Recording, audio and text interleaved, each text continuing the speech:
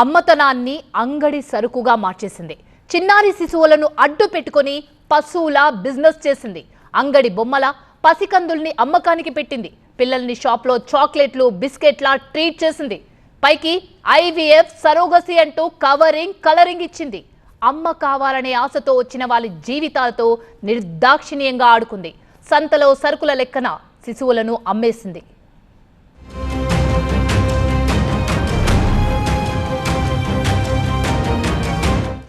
అమ్మ అనిపించుకోవాలని ఆవేదన, తండ్రి అని పిలిపించుకోవాలని తపన. అలా పిలిపించుకోలేక తల్లడిల్లే వివాహిత జంటలే డాక్టర్ నమ్రత టార్గెట్. కళేబరాల కోసం రాబందులు కాచు కూర్చున్నట్లు పిల్లల కోసం సృష్టి ఫెర్టిలిటీ సెంటర్కు వచ్చే దంపతులను కాసుల కోసం పీల్చి పీడించి పిప్పి చేసేది ఈ క్రిమినల్ డాక్టర్.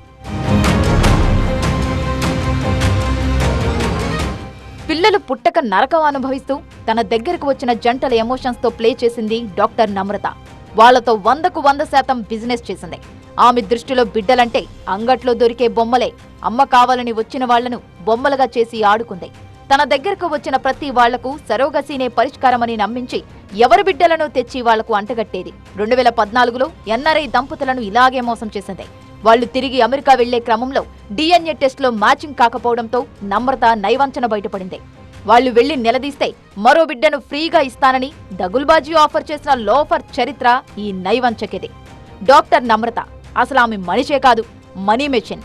ఈ మాట అంటున్నది మేము కాదు, ఓ అభాగ్యురాలు. ఆమె దగ్గర చికిత్స తీసుకున్న బాధితురాలు. తమలా ఎందరి ఉసురో పోసుకుంది డాక్టర్ నమ్రత అంటోంది బాధితురాలు. నా దృష్టిలో అయితే ఆమె డాక్టరు కాదు, లేడీ కాదు. ఒక లేడీ వచ్చింది అంటే ఆమెకి ఏం ప్రాబ్లం లేకున్నా కానీ ఆ ప్రాబ్లం ద్వారా ఆమె దగ్గర నుంచి ఇన్ని డబ్బులు వసూలు చేయగలుగుతానా అన్న ఆలోచననే ఆమె దగ్గర ఉంటుంది. స్టార్టింగ్ ఇంత అని మంచిగా మాట్లాడి డబ్బుల కోసం ఒక వడ్డీ వ్యాపారి కలెక్ట్ చేసింది.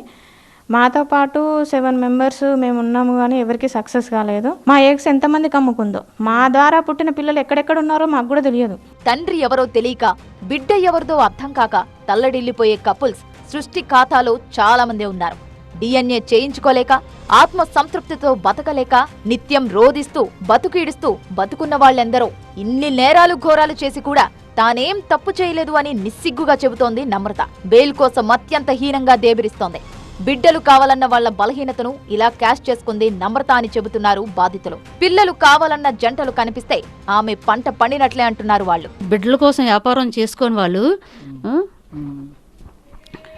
వ్యాపారం చేసుకుంటే చెయ్యాలి. ఉన్నోళ్ళు ఉంటారు, లేని వాళ్ళు ఉంటారు. ఉన్నోళ్ళ దగ్గర తీసుకోండి, కానీ ఇంత లేని వాళ్ళ దగ్గర కూడా మోసం చేసేది ఏంటి అంటే లేని వాళ్ళ దగ్గరే అమౌంట్ ఎక్కువ వస్తుందని ఇలా చేస్తున్నారు వాళ్ళు.